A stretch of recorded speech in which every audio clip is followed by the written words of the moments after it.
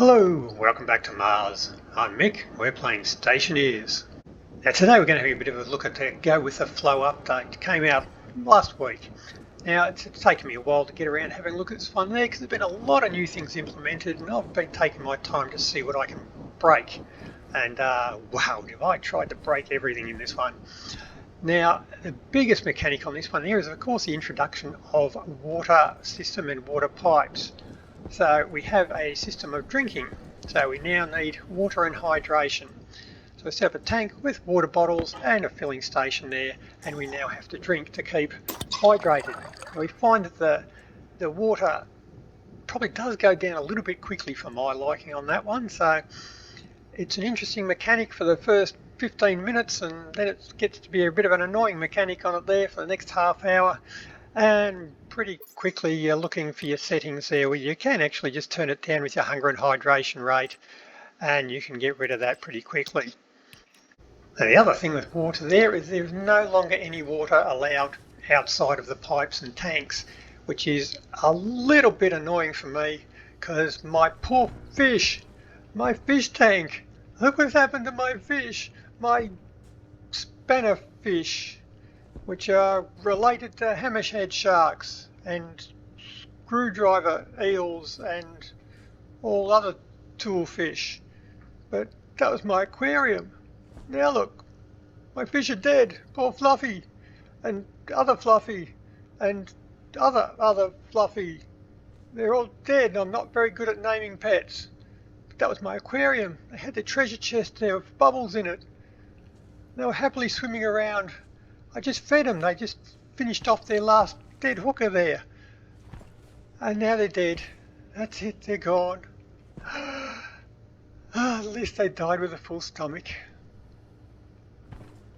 Anyway, with the update we do have the obvious addition here of water pipes. Now we've had all the water counterparts there to the gas pipes. So we have the tanks and the water tanks, the pipes, water pipes, valves, regulators, pumps and radiators. A few notables that did get missed out. It is still a work in progress. Here's the digital valves that mix it. Well, there's only one liquid there, so you're not going to be mixing much. We don't have any pipe meters for them. We don't have any pipe analyzers. We don't have any insulated pipes or insulated tanks. On a hot planet, the lack of insulated tanks and pipes could become an issue, because if all your pipes are just exposed to even contact with the frames there, they may overheat and it'll kill all your plants, which might make survival a wee bit difficult.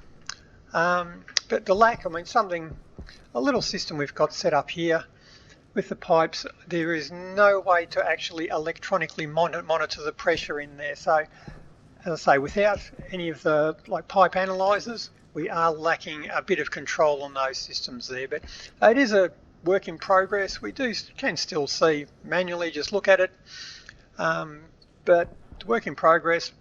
There'll be more to come, I imagine.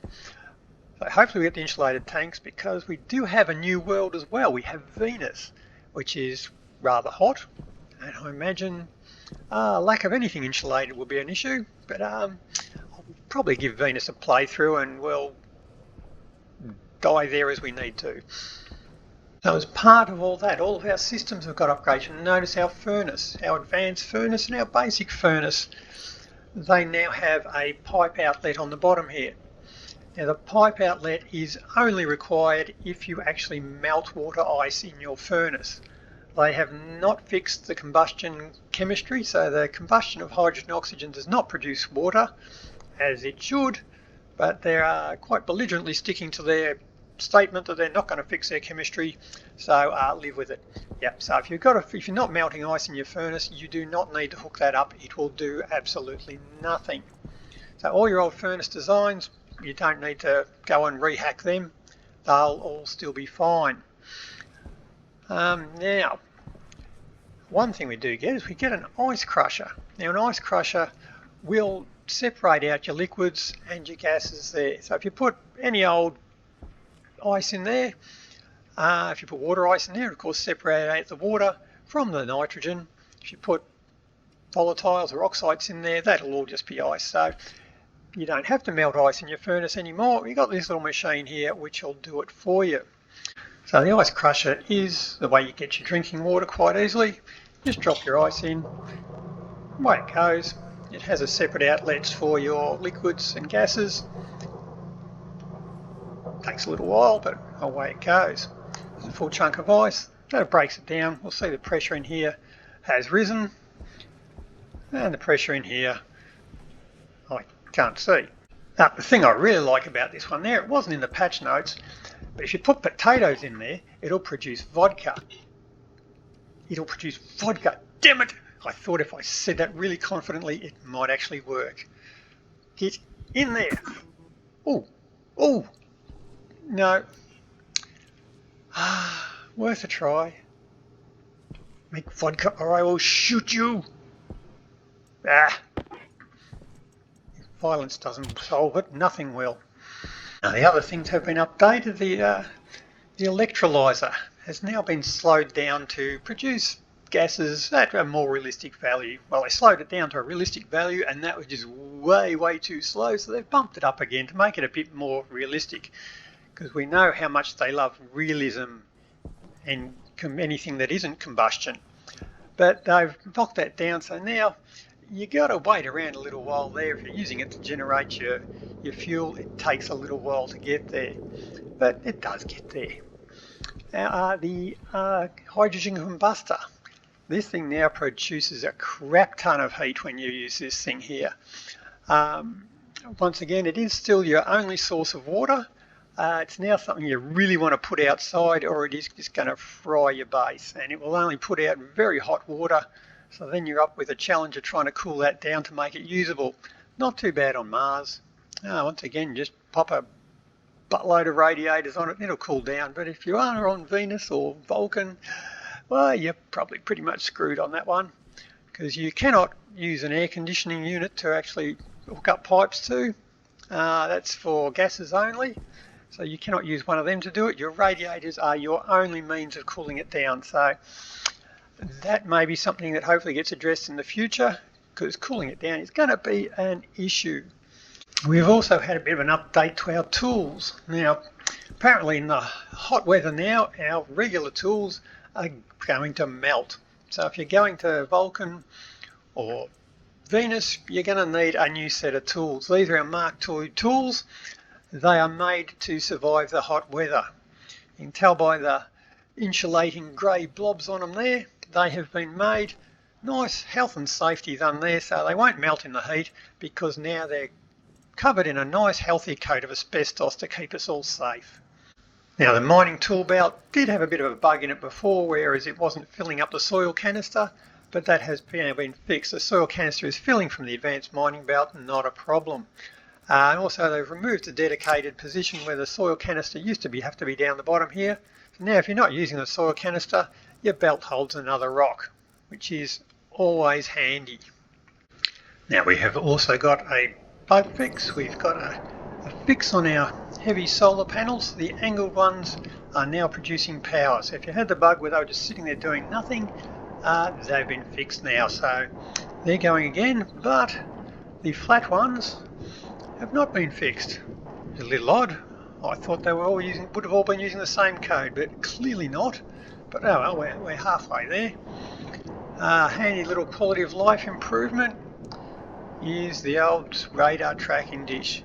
We have changed, got some markings there for your up, down, left, right, and the collision from the actual device itself is much less, so you can access the buttons a lot easier now without the actual model itself getting in the way.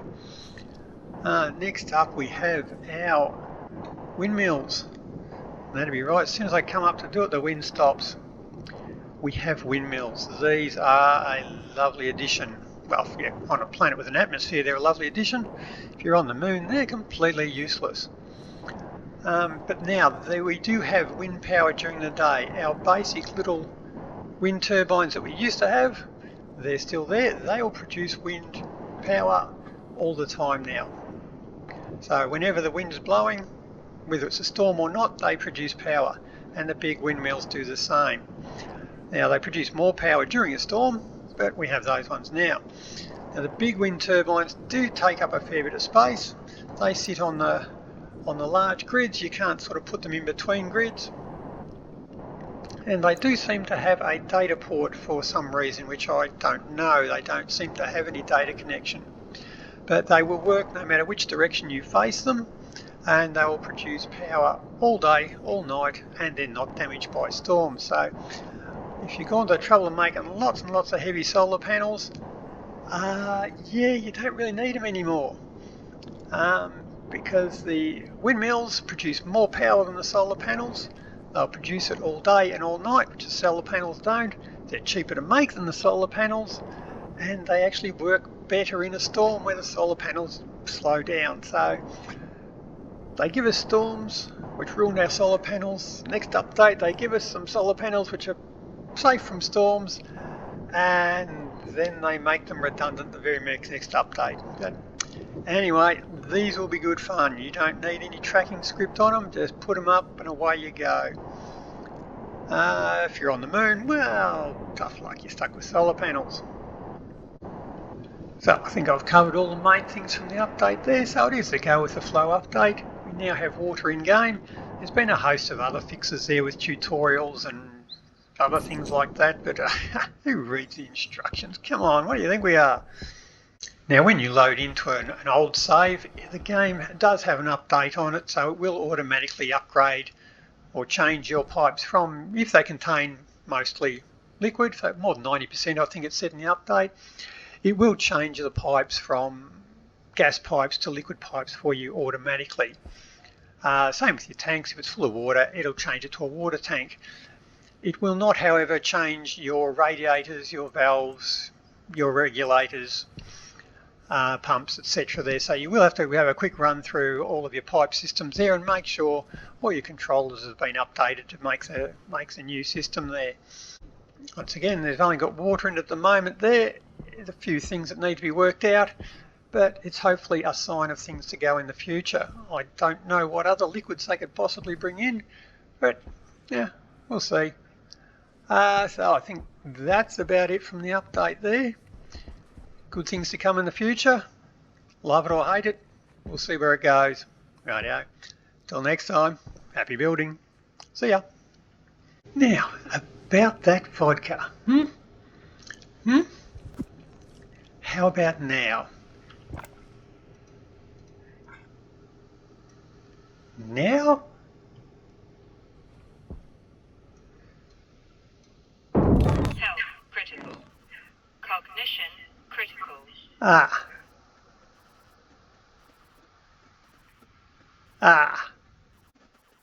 That's some pretty flammable vodka. Oops.